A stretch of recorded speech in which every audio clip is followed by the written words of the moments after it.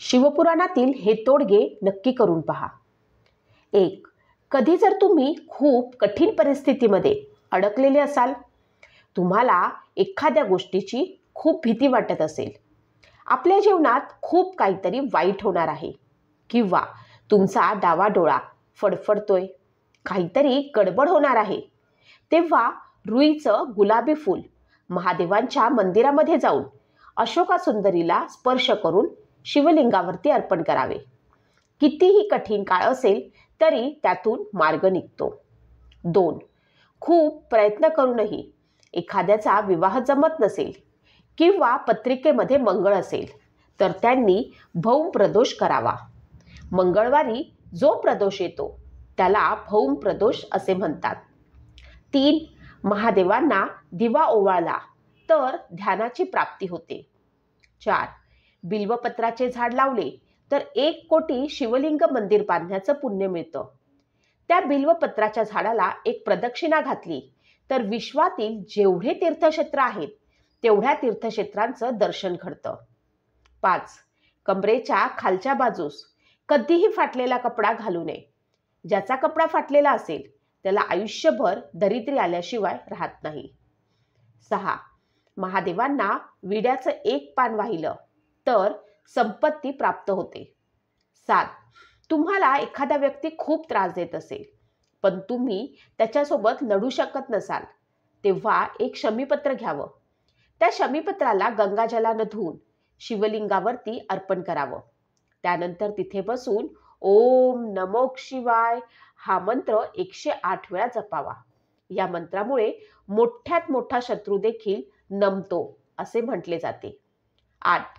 ज्या व्यक्तीला थायरॉइड असेल त्या व्यक्तीनं 5 द्वादशीला भगवान शंकरांची मुलगी अशोका सुंदरी हिच्यापाशी मधानं ओम लिहावा व नंतर पितळेच्या पात्रातून महादेवांचा जलाभिषेक करावा व जलधारेखाली एक पात्र ठेवावे व ते तीर्थ घ्यावे.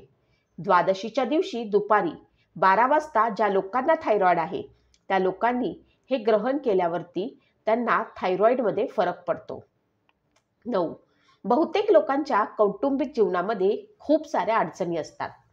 अशा लोकांनी दह्यामध्ये मध मिसळून ते सोमप्रदोष व्रताला महादेवांना अर्पण करावं. असे केल्यानं घरातील संकटे संपतात आणि कौटुंबिक जीवनामध्ये शांती व प्रेम येते असे मानले जाते. 10. कुटुंबामध्ये कोणत्याही प्रकारची समस्या असेल तर सोमप्रदेशाचा हा उपाय विशेष मानला जातो. संध्याकाळी शिवमंदिरात जाऊन तुपाचा दिवा व तेलाचा दिवा लावावा. तुपाच्या दिव्यांना कापसाच्या उभ्या वाती आणि तेलाच्या दिव्यांना लांब वाती असाव्यात. प्रत्येक प्रदोषाला हा उपाय करा, त्यामुळे घरामध्ये शांतता कायम राहील. 11. जे नेहमी आजारी राहतात त्यांनी महादेवांचा हा उपाय नक्की करावा. यासाठी प्रदोषाच्या दिवशी संध्याकाळी शिवमंदिरात जाऊन देवाला सुखे खोबरे अर्पण करावे. त्यानंतर तुमच्या उत्तम आरोग्यासाठी महादेवांची प्रार्थना करावी. असे मानले जाते की हा उपाय केल्यानं व्यक्तीचे आरोग्य सुधारते. 12. पाण्यामध्ये काळे तीळ मिसळून शिवलिंगाचा अभिषेक केल्यानं सर्व पापे नष्ट होतात आणि जीवनातील सर्व संकटे देखील दूर होतात. त्यामुळे अशुभही कमी होऊन शुभता प्राप्त होते आणि सर्व प्रकारचे सुख प्राप्त होते. 13. अविवाहित व्यक्तीने दररोज बेलाच्या फुलानं महादेवांची पूजा केली तर त्यांची इच्छा लवकरच पूर्ण होते.